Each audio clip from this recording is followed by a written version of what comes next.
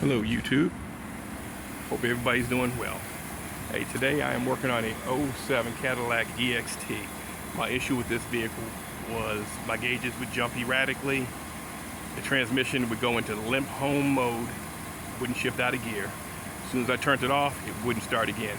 I had no click, I had no crank. It was just dead, and the battery I know was fully charged. I had it towed home and did my research. What I found out is I plugged in my Tech 2 and I could not read any of my systems. The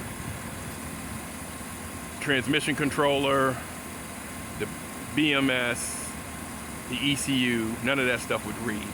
It wouldn't find it. So it told me my CAN bus was a problem. I went ahead and looked it up on YouTube, looked it up on the internet, issues with these vehicles. I found some, but I didn't find my particular issue. What I did notice is that a lot of people was telling me that I need to read across the two terminals on your OBD port, which is these two right here. This one and that one there. With an ohm meter, engine off, key out the ignition, you should have 60 ohms. I was reading 80 ohms on mine. So what I did is I went ahead and I disconnected my ABS system because I heard somebody else had an issue with their ABS that threw the same problem. Nothing happened, didn't clear anything, engine wouldn't start, so figured that wasn't it, plugged it back in. Next would be the next computer in the system because they all talk in a line to one another till you get down, I believe, to your fuel pump module, which has the end of the line resistor. So I believe they're all in series, but I'm not 100% sure. So I just went to my transmission module, which is easy to access. As far as the connector, the transmission module itself is in the transmission.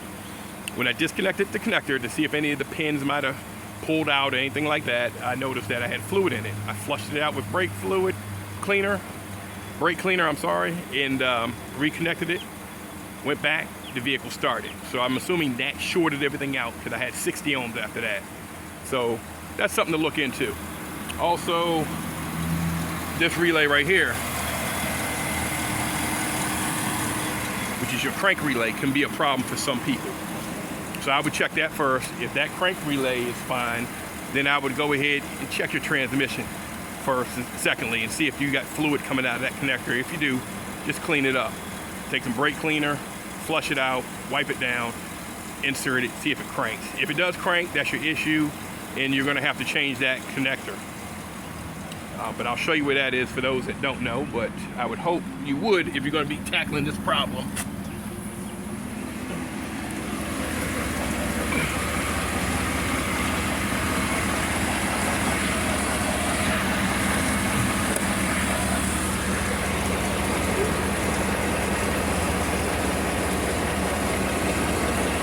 The connector is right up there. Sorry about that, my light just rolled all the way down my driveway. That's the way it typically goes when I'm working on my vehicle. So, if this solves a problem for anybody, please like, subscribe, give me thumbs up or whatever they do on YouTube, and let that motivate me to do more videos for you fellas, because I'll be honest, it's a pain in the neck, as you can see. Now I got to chase after that light just so I can show you all what's going on. I also have a Porsche 928 that I work on.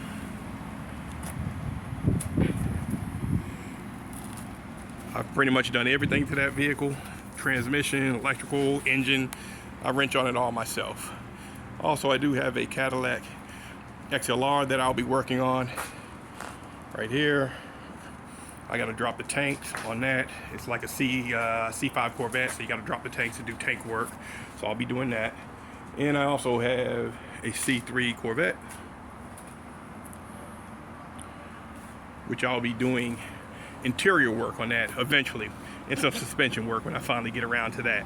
So again, if you all find this helpful, please like it and subscribe, because this is a lot of work doing this video for you fellas. This is probably my 10th time trying to make this video.